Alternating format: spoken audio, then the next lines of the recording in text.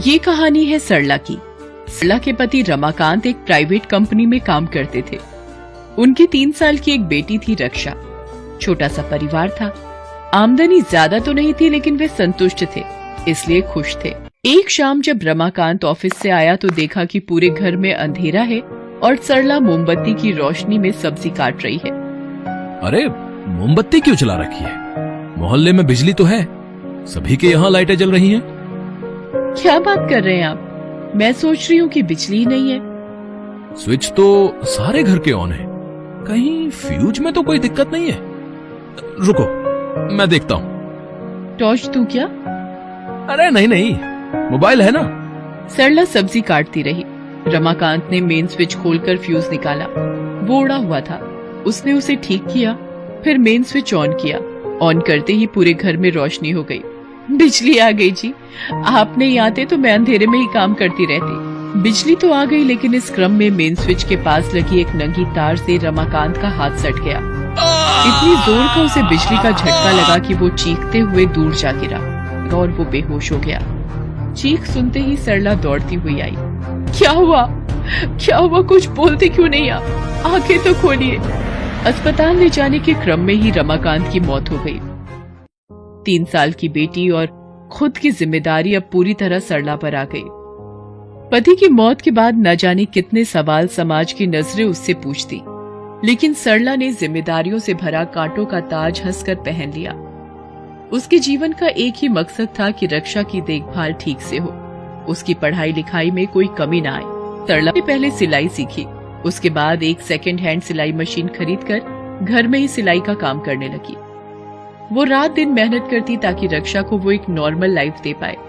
समय पंख लगाकर उड़ता जा रहा था। रक्षा अब कॉलेज जाने लगी थी। एक दिन जब वो कॉलेज से आई तो कितनी गर्मी है माँ, पसीना तो रुकने का नाम ही नहीं ले रहा। ऊपर से आपका ये मरियल बाबा आदम के जमाने का पंखा। उफ। ये तेरे बाबूजी अपनी पहली कमाई से लेकर आए थे, अब इसे रिटायर कर दो माँ। अगले दिन शाम की बात है। रक्षा कॉलेज से जस्ट आई ही थी और गर्मी के मारे पंखे को घूर रही थी। सरला किचन में उसके लिए शिकंजी बना रही थी, तभी दरवाजे पर किसी ने दस्तक दी। रक्षा ने दरवाजा खोला। दरवाजे पर 2-4 आदमी एक बड़ा सा कार्टून लिए खड़े थे। उनमें से एक आदमी ने पूछा, रक्षा मैडम का घर यही है? हाँ, मैं ही हूँ रक्षा। ये क्या है? मैंने तो कुछ ऑर्डर नहीं किया है। तभी किचन से सरला निकल कर आई। ये मैंने तुम्हारे लिए ऑर्डर किया है बेटा, इसमें कूलर है, तुम्हें बहुत गर्मी लगती है ना? क्या माँ, तुम भी बिना बात के कूलर में पैसे खर्च कर दिए। आजकल एसी का जमाना है, इस जमाने में कूलर? तुम भी ना माँ, गरीबी वाली सोच से कभी बाहर नहीं आ पाओगी। रक्षा की बात सुनकर सरला को बहुत दुख हुआ। जब से रक्षा कॉलेज जाने लगी थी, वो अपनी माँ से खिंची खिंची रहती। माँ की कोई भी बात उसे पसंद नहीं आती थी। एक बार कॉलेज से आने में उसे बहुत देर हो रही थी तो सरला उसे कॉल पर कॉल किए जा रही थी। रक्षा उस समय अपने दोस्तों के साथ थी। उसने चुपचाप मोबाइल को साइलेंट कर दिया। इधर बेचारी सरला के मन में बुरे बुरे ख्याल आने लगे थे। जैसे ही रक्षा घर पर पहुंची तो उसने फोन न उठाने और देर से आने का कारण पूछा। क्या मम्मी, ये किसी पुलिस वाले की तरह सवाल क्यों पूछ रही हो? देर से क्यों आई, जल्दी क्यों गई? मैं अब कोई दूध पीती बच्ची तो हूँ नहीं जो आपके हर सवाल का जवाब देती फिरूं। और हाँ, फोन इसलिए नहीं उठाया क्योंकि अपने दोस्तों के सामने मुझे अपने सड़ियल फोन को उठाने में शर्म आ रही थी। आपसे कितनी बार कहा नया फोन दिला दो, लेकिन आपको मेरी खुशी और जरूरत से क्या लेना देना। जो माँ बिना अपनी फिक्र किए रक्षा के लिए सब कुछ करती, रात रात भर काम करती, उसे हर चीज, हर खुशी जो उसके लिए संभव थी उसे देती, लेकिन उसी बेटी के मुंह से ऐसी जहर भरी बातें सुनना सरला के लिए असहनीय पीड़ा देने वाला था। वो उसे कहती तो कुछ नहीं, लेकिन छिप छिप कर रो लेती। अगले दिन सुबह सरला रक्षा के लिए नाश्ता बना रही थी, लेकिन वो बिना नाश्ता किए निकल गई। मैं बहुत बुरी माँ हूँ, अपनी बेटी की छोटी सी जरूरत भी पूरी नहीं कर पाती। सरला ने तय कर लिया कि रक्षा की शादी के लिए जो पैसे जमा कर रही हूँ, उससे कुछ पैसे निकालकर उसके लिए मोबाइल खरीद दूंगी। वो ये सोच ही रही थी कि उसके फोन की घंटी बजी। उसने फोन उठाया। हेलो, कौन? आंटी, मैं प्रियंका बोल रही हूँ, रक्षा के कॉलेज से। आप जल्दी कॉलेज आ जाइए, वो अचानक से बेहोश हो गई है।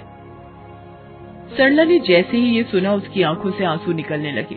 वो भागी भागी कॉलेज पहुंची। रक्षा को होश तो आ चुका था, लेकिन उसे काफी कमजोरी लग रही थी। बेटा, तुम्हें खाली पेट घर से नहीं निकलना चाहिए था। इतनी गर्मी है, उसी से चक्कर आया होगा। अब तुम लेक्चर मत दो माँ, मैं अपना ख्याल रख सकती हूँ। और ये आप कौन सी साड़ी पहनकर मेरे कॉलेज आ गई? मेरी इज्जत का कबाड़ा करने में आपको बहुत मजा आता है ना? सरला बेचारी चुप रही। वो घर लौट आई, लेकिन इस घटना के बाद रक्षा अक्सर बेहोश होने लगी, कभी कॉलेज तो कभी घर। सरला जिद करके उसे पास के डॉक्टर के पास ले गई। डॉक्टर ने शरीर में खून की कमी बताई और उसे ठीक ढंग से खाने को कहा।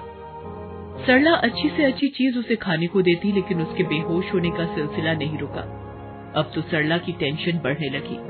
वो उसे बड़े अस्पताल ले गई। डॉक्टरों ने उसकी पूरी जांच की। रक्षा, आप जरा बाहर बैठिए, मुझे आपकी माँ से कुछ बात करनी है। रक्षा बाहर चली गई। उसके बाद डॉक्टर ने जो कहा उसे सुनकर सरला की आंखों के आगे अंधेरा छा गया। उसके दिल की धड़कन तेज हो गई, उसके पैर कांपने लगे। डॉक्टर ने बताया कि रक्षा की दोनों किडनी फेल हो गई है। अगर उसका किडनी ट्रांसप्लांट नहीं किया गया तो वो 1 सप्ताह से अधिक नहीं बचेगी। डॉक्टर साहब, मैं अपनी बेटी को दूंगी किडनी। आप जल्दी से ऑपरेशन की तैयारी करिए। मैं अब अपनी बेटी की तकलीफ नहीं देख सकती। लेकिन डॉक्टर साहब, कृपा करके आप ये बात उसे मत बताइएगा कि उसे किडनी किसने दी। रक्षा का ऑपरेशन सफलतापूर्वक हो गया। सरला ने जो भी पैसे उसकी शादी के लिए जमा कर रखे थे, वो इसमें से खर्च तो हुए ही। 2 लाख रुपए उसे उधार भी लेने पड़े, लेकिन उसे खुशी थी कि उसकी बेटी अब सुरक्षित है। 1 महीने बाद रक्षा घर आ गई। उसकी माँ सरला को अब और भी अधिक काम करना था, क्योंकि सारी जमा पूंजी तो खर्च हो गई थी। ऊपर से कर्ज भी हो गया था। वो बेचारी सुबह से रात तक काम करती। इस बीच उसे रक्षा का भी ध्यान रखना होता था। रक्षा धीरे धीरे रिकवर हो रही थी, लेकिन सरला का चेहरा अब उतरा उतरा लगता। उसे आराम का मौका बिल्कुल नहीं मिलता, इसलिए वो कभी कभी बीमार भी हो जाती। लेकिन उस बीमारी की हालत में भी वो काम करती और रक्षा को कुछ नहीं बताती। एक दिन, माँ, मुझे फिर से कॉलेज जाना है। दिन भर घर में रहकर मैं बोर हो जाती हूँ।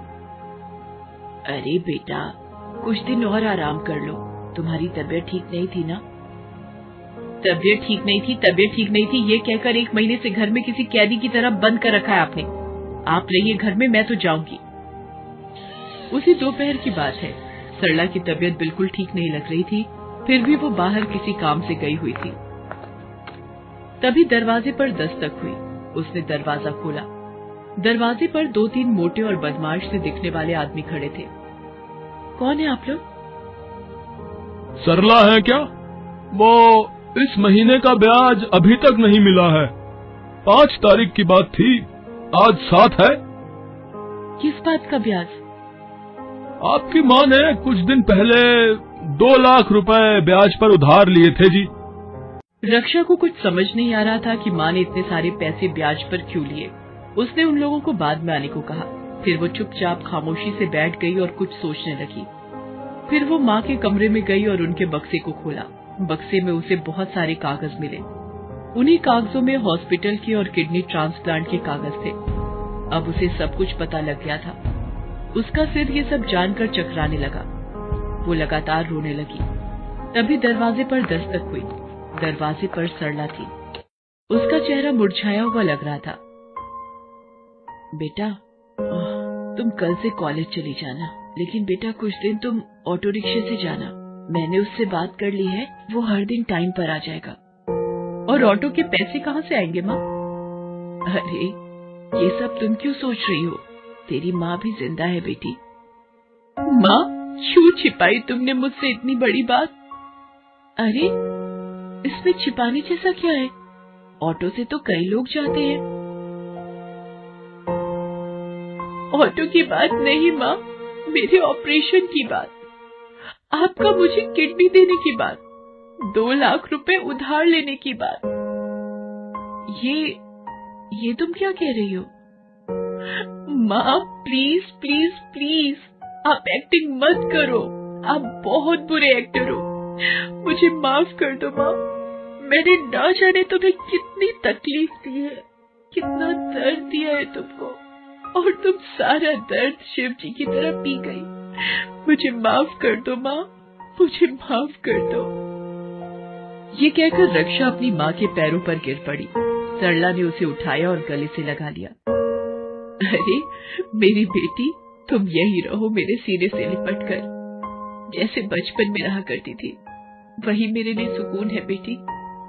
बाकी जीवन में तो उतार चढ़ाव आते ही रहते हैं, लेकिन एक दिन सब ठीक हो जाता है। इस बार सब ठीक करने में मैं भी तुम्हारा साथ दूंगी माँ। इस बार तुम अकेले नहीं लड़ोगी, तुम्हारी बेटी रक्षा होगी तुम्हारे साथ हर कदम। रक्षा बदल गई थी।